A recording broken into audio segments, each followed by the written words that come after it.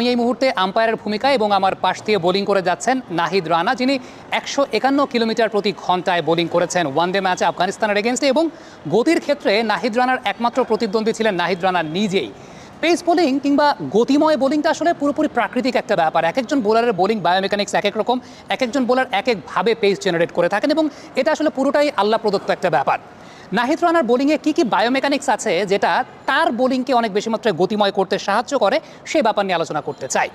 প্রথমত একটা বিষয় খেয়াল করে দেখবেন, তা হচ্ছে নাহিদ রানার রান আপের বিল্ড আপটা থেকেই আসলে আপনার গতি কতটুকু হবে সেই ব্যাপারটা শুরু হয়। তো নাহিদ রানা শুরু করেন রান আপটা খুব আস্তে আস্তে, তবে তার রান আপের গতিটা তিনি বাড়ানো শুরু করেন তার শেষ 5টা বা 6টা স্টেপে গিয়ে।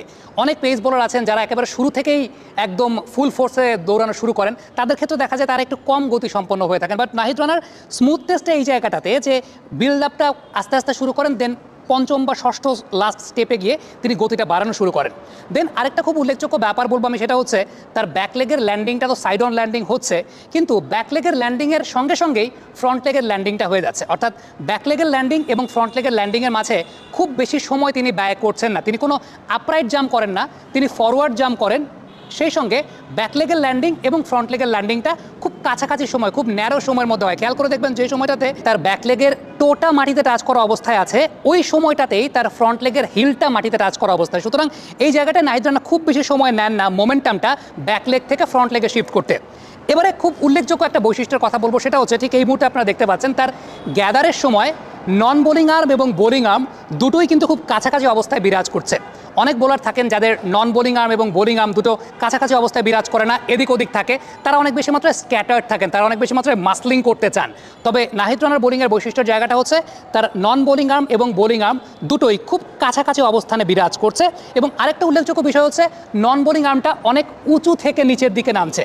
Just look at the position, যে পজিশনটার কথা বলছি, নন বোলিং আর্মটা এমনি অনেক লম্বা, 6 ফিট 3-4 ইঞ্চির মতো লম্বা, যে কারণে নন বোলিং আর্মটা অনেক উপর থেকে নিচে নামছে, একটা এক্সট্রা বিট অফ ফোর্স তিনি দিতে পারছেন। তবে এই একটা জায়গাতে আমার কাছে মনে হয়েছে নাহিদ রানার যদি আরেকটু বায়োমেকানিক্সটা স্মুথ হতো, হয়তো বা তিনি আরও বেশি পেস জেনারেট করতে পারতেন মায়াঙ্ক ইয়াদবের মতো। যে জায়গাটা ঠিক এই মুহূর্তে আপনারা দেখতে পাচ্ছেন, সেটা হচ্ছে তিনি যে সময়টা ডেলিভারি ফেজে যাচ্ছেন, তার সামনের পা এবং বোলিং হ্যান্ড দুটো কিন্তু এক সরল রেখায় নাই। সামনের পা এবং বোলিং হ্যান্ড দুটো এক সরল রেখায় থাকে না। ইয়ান বিশপ যে কথাটা বলেছেন যে নাহিদ রানার জন্য একজন পারফেক্ট কন্ডিশনিং কোচ নিয়োগ দেওয়া দরকার, কারণ এই ধরনের বোলার আমাদের বাংলাদেশে এর আগে তো আসলে আসে নাই, তো তাকে টেক কেয়ারটা ওইভাবে করতে হবে।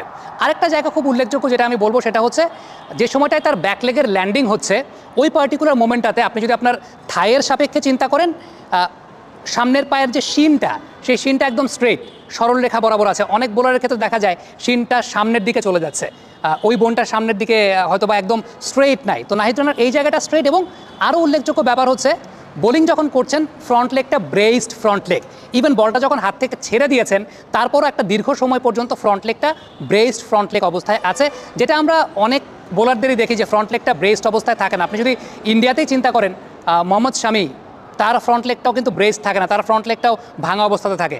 বাংলাদেশের বোলারদের, পেস বোলারদের এই একটা জায়গা বেশ ভালো আছে, সেটা হচ্ছে ফ্রন্ট লেগটা তারা ছোটোবেলা থেকে ব্রেসড রাখার চেষ্টা করেন, বা তাদের ট্রেনিং মেথডটা এই জায়গাটায় থাকে।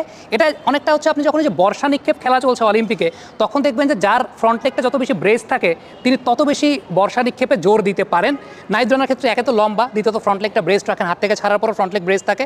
সো সব কিছু মিলিয়ে একদম একটা কমপ্লিট প্যাকেজ। তবে এই বোলারটাকে খুব ভালো মতো টেক কেয়ার করতে হবে বাংলাদেশের, কারণ আমি তো বলছি যে ইনজুরি পসিবিলিটি কম, বাট তারপরও তাকে আপনি কতটুকু খেলাবেন, তার ওয়ার্কলোড কতটুকু হবে, এই জায়গাগুলো নিয়ে অনেক কিছু চিন্তা ভাবনার ব্যাপার আছে।